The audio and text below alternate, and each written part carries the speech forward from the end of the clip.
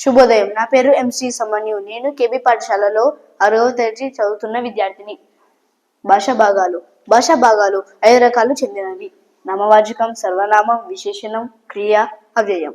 నామవాచకం పేర్లను తెలిపే పదాలను నామవాచకం అంటారు.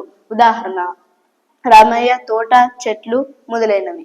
సర్వనామం నామవాచకాలు బదులుగా వాడే పదాలను సర్వనామం అంటారు. ఉదాహరణ: వాడు, ఈమె, నేను మొదలైనవి. విశేషణం నామవాచకాలు కాని సర్వనామం యొక్క కాని గుణాలను తెలిపే పదాలను విశేషణం అంటారు.